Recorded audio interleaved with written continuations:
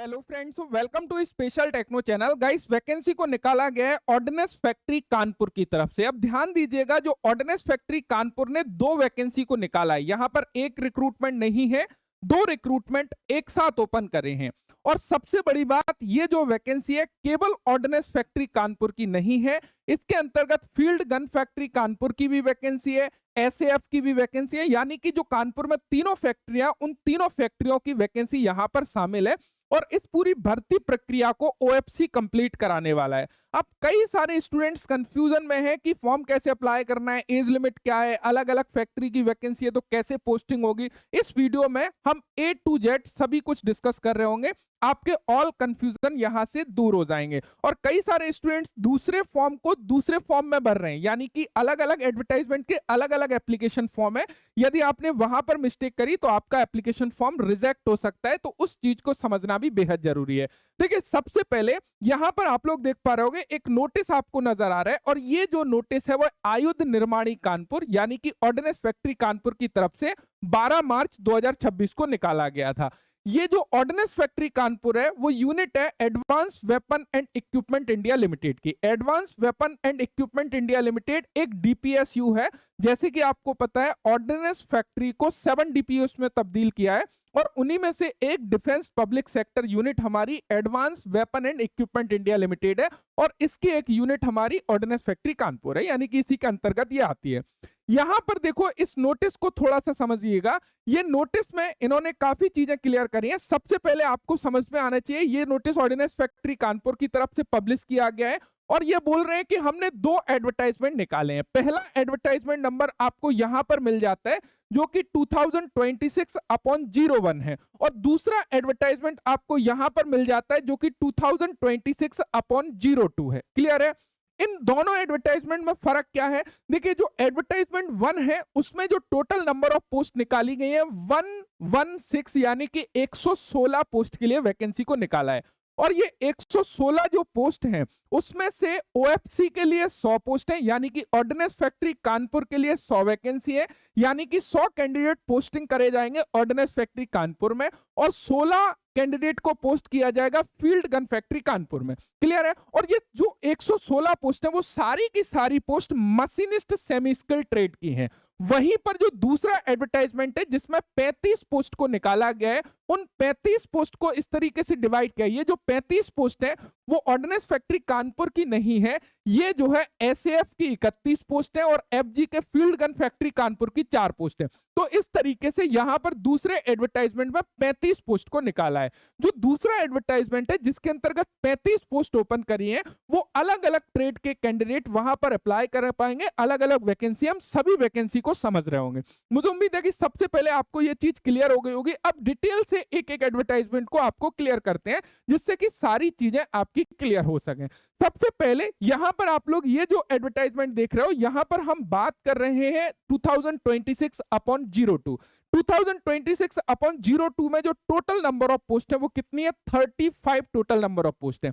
अब देखिए, जो 35 टोटल नंबर ऑफ पोस्ट है उसको कुछ इस तरीके से डिवाइड किया है। इसमें एग्जामिनर इंजीनियर की टोटल 14 पोस्ट को इन्होंने निकाला है। अच्छा, ये 14 पोस्ट के लिए कौन कौन से कैंडिडेट एलिजिबल होंगे? इसमें यदि आपने एनएसी या एनटीसी यानी कि नेशनल अप्रेंटिसशिप सर्टिफिकेट या नेशनल ट्रेड सर्टिफिकेट आपने मशीनिस्ट ट्रेड से किया है, टर्नर से या मिलर ट्रेड से, ये तीनों ट्रेड वाले कैंडिडेट एग्जामिनर इंजीनियर पोस्ट के लिए एलिजिबल हैं और अप्लाई कर सकते हैं।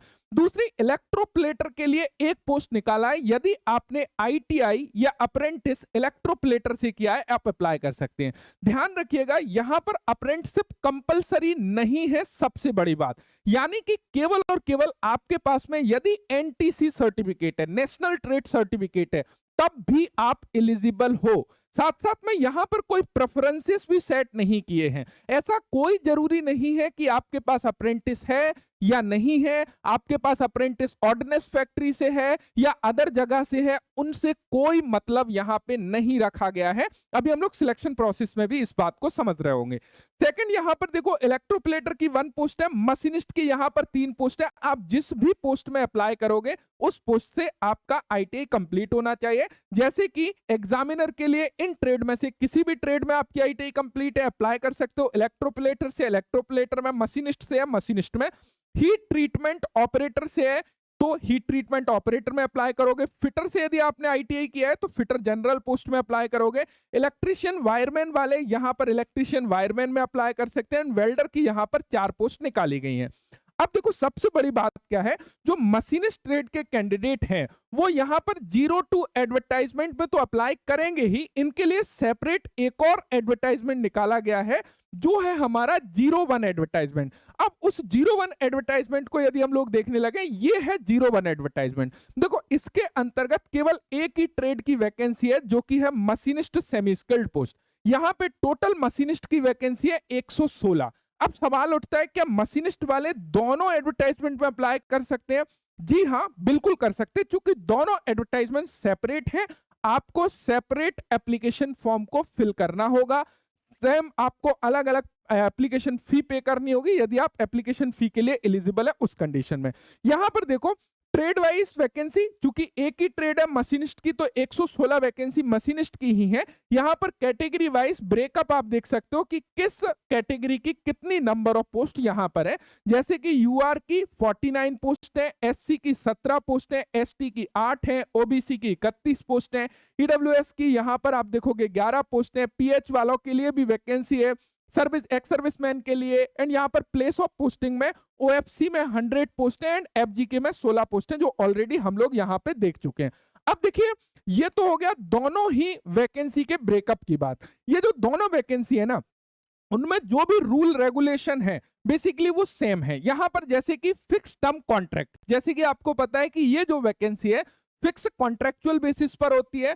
यहां पे इनका कॉन्ट्रैक्ट पीरियड क्या होता है? देखिए जो कॉन्ट्रैक्ट पीरियड है, जो उसका जो ड्यूरेशन है, आपका जो एंगेजमेंट ऑफ टेन्योर बेस्ड जो पीरियड है वो इनिशियली आपका 1 ईयर का रहेगा और इसको एक्सटेंड किया जाता है maximum period of 4 year from the date of engagement. यानी कि जो इनिशियल पीरियड को मिला के आपकी जो जॉब होने वाली है वो मैक्सिमम 4 साल की होने वाली है। अब सवाल उठता है क्या सर 4 साल बाद ये लोग निकाल सकते हैं? बिल्कुल निकाल सकते हैं यदि ये चाहें, लेकिन इसके चांसेस कम होते हैं अभी तक। हालांकि ऑर्डिनेंस फैक्ट्री की जितनी भी वैकेंसियां हैं जो एफटीसी बेसिस पर आई हैं, उनका 4 साल किसी भी फैक्ट्री का कंप्लीट नहीं हुआ है, क्योंकि रिसेंटली इन्होंने डीपीएसयू में तब्दील किया है और एफटीसी बिहाफ पर वैकेंसियां निकालना चालू करे हैं। अब हमको राइट इंफॉर्मेशन इसकी जब लगेगी जब किसी वैकेंसी के 4 साल कंप्लीट होंगे, उन कैंडिडेट को वो बाहर निकालते हैं या फिर उसके पीरियड को 4 साल के बाद भी एक्सटेंड करते हैं, तब जब हमको इसका क्लियर आइडिया और हो जाएगा।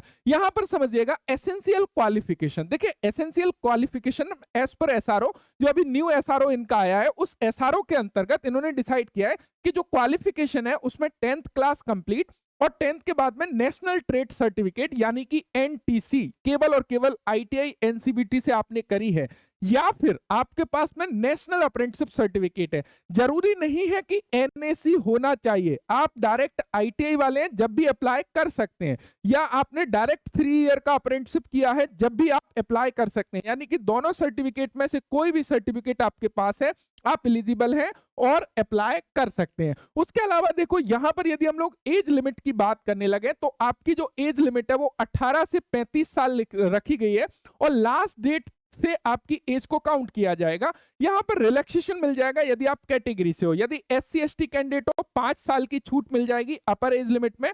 ओबीसी नॉन क्रिमिलियर कैंडिडेट को 3 ईयर का रिलैक्सेशन मिल जाएगा अपर एज लिमिट में। एक्स सर्विसमैन कैंडिडेट को यहां पर जो है जितना भी पीरियड है मिलिट्री सर्विस का प्लस 3 साल का छूट मिलेगा। एंड पीडब्ल्यूबीडी कैंडिडेट के लिए यहां पर 10 ईयर का रिलैक्सेशन आपको देखने को मिल जाता है। ध्यान रखिएगा जो एज लिमिट का जो डॉक्यूमेंट्स प्रूफ होगा वो 10th की मार्कशीट से माना जाएगा। वहां पे जो भी डेट ऑफ बर्थ है उसी को काउंट किया जाएगा। अब एप्लीकेशन फी की बात करते हैं। देखिए जो एप्लीकेशन फी है यहाँ पे जो भी मैं बातें कर रहा हूँ दोनों एडवर्टाइजमेंट के लिए लागू होती है, केवल और केवल वैकेंसीज अलग है, लेकिन जो सारे रूल रेगुलेशन है दोनों वैकेंसियों के लिए एग्जैक्टली सेम है। यहां पर यदि मैं बात करूं एप्लीकेशन फी की, तो आपकी जो एप्लीकेशन फी है वो 100 रुपीस लगने वाली है। यदि आप एक्स सर्विसमैन कैंडिडेट है, एससी एसटी कैंडिडेट है, फिजिकल हैंडीकैप्ड कैंडिडेट है, तो उनके लिए कोई भी एप्लीकेशन फी नहीं पे करना है, वो फ्री ऑफ कॉस्ट अपने एप्लीकेशन फॉर्म को फिल कर सकते हैं। यहां पर ध्यान दीजिएगा कि आपको एप्लीकेशन फी पेमेंट कैसे करना है। आपको डिमांड ड्राफ्ट के थ्रू एप्लीकेशन फी पे करना है। डिमांड ड्राफ्ट का नेम होना चाहिए ऑर्डिनेंस फैक्ट्री कानपुर के नाम से। ऑर्डिनेंस फैक्ट्री कानपुर के नाम से डिमांड ड्राफ्ट आपको बनाना है और उनको भेजना है। नेक्स्ट ध्यान दीजिएगा कि अप्लाई आपको कैसे करना है। देखिए, अप्लाई करने के लिए आपको जो भी रिक्वायर्ड डाउनलोड प्रिंट आपका एप्लीकेशन फॉर्म है, जो कि मैं अभी आपको सामने दिखा दूंगा, उसमें अलग अलग जो है सारा फॉर्म बना हुआ है, उस फॉर्म को प्रॉपर कैपिटल लेटर में आपको फिल करना है। साथ साथ में यहाँ पे जो एड्रेस दिया गया है द चीफ जनरल मैनेजर के नाम से, ordnance factory Kanpur, Kalpi road Kanpur UP में भेज देना है। एंड यहाँ पे ये जो एप्लीकेशन फॉर्म है जिसमें सारे डॉक्यूमेंट्स को आप सेल्फ अटेस्टेड करके अटैच करके भेजोगे, वो आपकी जो लास्ट डेट है 8 अप्रैल 2026 से पहले उनके पास में रिसीव हो जाना चाहिए। यदि उसके बाद आपका एप्लीकेशन फॉर्म पहुंचता है, उसको कंसीडर्ड नहीं किया जाएगा। इस बात का विशेष ध्यान रखना है। ध्यान रखिएगा, जो आपका लिफाफा होगा, उस लिफाफे के ऊपर आपको क्लियरली मोटे अक्षरों में लिखना होगा application for the post of trade name, जो भी ट्रेड के लिए आप अप्लाई कर रहे हो, जैसे कि application for the post of examiner engineer, application for the post of fitter general, application for the post of machinist, तो वो आपको क्लियरली मेंशन करना है ऑन कॉन्ट्रैक्ट बेसिस। ध्यान रखिएगा, ये चीज भी क्लियर यहां तक आपको लिखना है, application for the post of trade name, साथ में ऑन कॉन्ट्रैक्ट बेसिस, ये आपको ऊपर क्लियरली लिख देना है। अब यहां पे देखिए, जो भी है 2 एक्स्ट्रा फोटोग्राफ्स आपको रखना होगा, साथ में सेल्फ अटेस्टेड आपका जो इन बैक ऑफ फोटोग्राफ्स, जो आप पासपोर्ट साइज फोटो रखोगे 2 लिफाफे के अंदर, उनके बैक में आपको क्या करना है, यहां पे सेल्फ अटेस्टेड करना है एंड फॉरवर्ड करना है इस एड्रेस के ऊपर। बाकी जो भी डॉक्यूमेंट्स हैं वो भी आपको अटैच करने होंगे। एप्लीकेशन फॉर्म भी अभी मैं आपको बता दूंगा कैसे मिलेगा। अब बात आती है कि आपकी सैलरी वगैरह क्या कुछ आपको पेमेंट ये लोग देने वाले हैं। देखिए, यहां पे क्या है ना, आपकी जो पेमेंट है वो 18,000 बेसिक पर ये ले रहे हैं। जनरली ये 19,900 के बेसिक पर लेते थे, लेकिन अभी इन्होंने एक स्टेप और डाउन करके 18,000 बेसिक पर ये वैकेंसी को निकाला है लेवल 1 के। इसके अलावा आपको जो भी अलाउंसेस है वो दिए जाएंगे, जैसे कि डियरनेस अलाउंस दिया जाएगा एज पर गवर्नमेंट रूल के अकॉर्डिंग। साथ साथ में इन्होंने बोला है 1/30th ऑफ द पे। इसका मतलब क्या है, 1/30th पे का मतलब है कि आपको पर डे के हिसाब से सैलरी मिलेगी। जैसे कि आपकी जितनी भी सैलरी है उसको 30 से डिवाइड करके 1 डे की सैलरी वो लोग काउंट करेंगे और उसके बिहाफ पर आपकी सैलरी काउंट होगी। समझ रहे हो, जैसे कि 18,000 बेसिक है, उसके ऊपर जो भी डियरनेस अलाउंसेस है, जो भी अलाउंसेस है, वो सारा ऐड करके जो भी सैलरी बनेगी उसको 30 से डिवाइड करके पर डे की सैलरी होगी। यदि आप किसी भी छुट्टी मारते हो उस कंडीशन में आपको जो है उस दिन की सैलरी नहीं मिलेगी, यदि आप उसको लीव को प्रॉपर तरीके से फिल नहीं करते। उस केस में आपकी जो ड्यूटी आवर्स होंगे, 8 आवर्स का ड्यूटी होगा आप लोगों का, वो सारी चीजें यहाँ पे बेसिकली उन्होंने क्लियर किया है। हॉलीडे भी एज पर रेगुलर एम्प्लॉय की तरह आपको मिलेंगे, ऐसा कोई इशू नहीं है कि हॉलीडे वगैरह नहीं मिलेगा।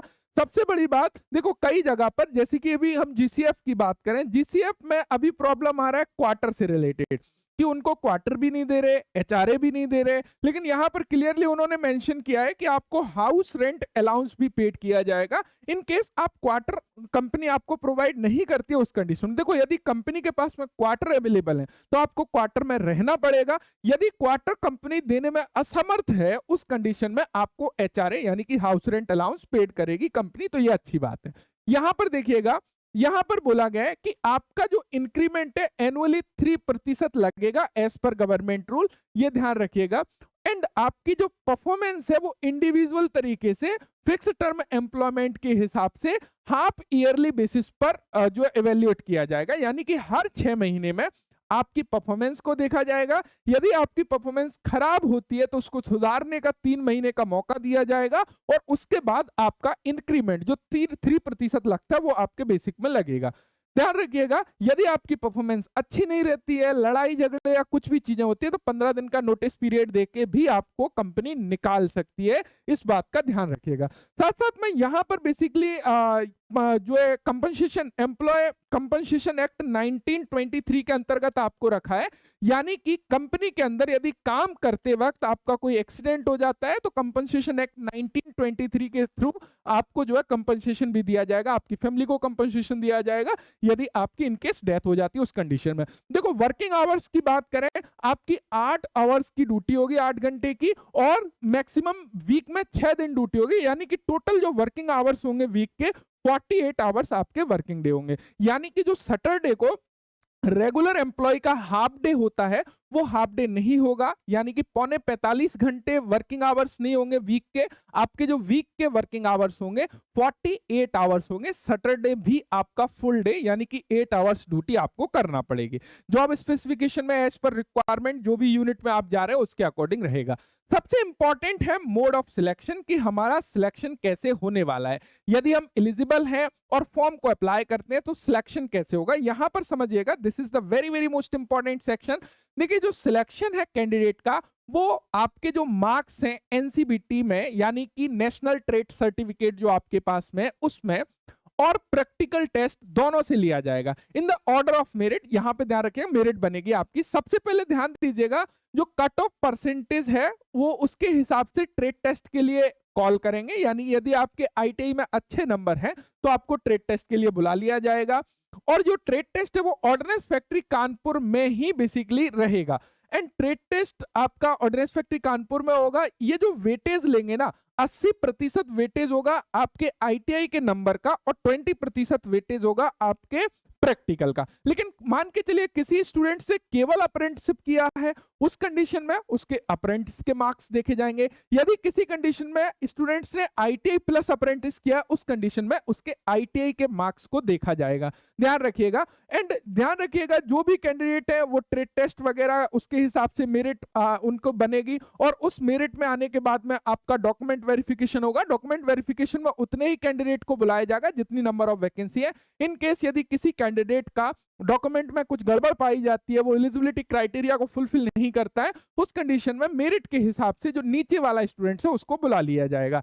देखिए यहाँ पे दोनों ही एडवर्टाइजमेंट के एप्लीकेशन फॉर्म है। इन एप्लीकेशन फॉर्म को और डिटेल एडवर्टाइजमेंट को मैंने टेलीग्राम चैनल पर भी डाला हुआ है। लेकिन ध्यान दीजिएगा आप किस एडवर्टाइजमेंट के लिए फॉर्म को भर रहे हो वो आपको देखना है। देखिए यहाँ पे जब आप एप्लीकेशन फॉर्म देखोगे ऊपर यहाँ पे एडवर्टाइजमेंट नंबर मिल जाता है। जैसे कि ये जो एप्लीकेशन फॉर्म है वो 2026/02 के लिए है, यानी कि जिसमें 35 पोस्ट है ना, जिसमें 35 पोस्ट है उसके लिए। यहाँ पे एक दूसरा एप्लीकेशन फॉर्म है। ये वाला जो एप्लीकेशन फॉर्म है बेसिकली ये किसके लिए है, 2026/01 के लिए। इन दोनों ही एडवर्टाइजमेंट को मैंने टेलीग्राम चैनल पर डाला हुआ है। टेलीग्राम चैनल की लिंक आपको डिस्क्रिप्शन में मिल जाएगी, बिकॉज स्पेशल टेक्नो नाम से काफी सारे फर्जी टेलीग्राम चैनल भी बने हुए हैं। तो इंश्योर रहिएगा टेलीग्राम के माध्यम से आप यदि जुड़ रहे हो तो ऑफिशियल टेलीग्राम से जुड़िए, जिसकी लिंक डिस्क्रिप्शन में दी हुई है। बाकी जितने भी टेलीग्राम चैनल है उनको आप हटा सकते हो, वहां से आप रिमूव हो सकते हो। Thank you so much video देखने के लिए। Thanks for watching and bye bye.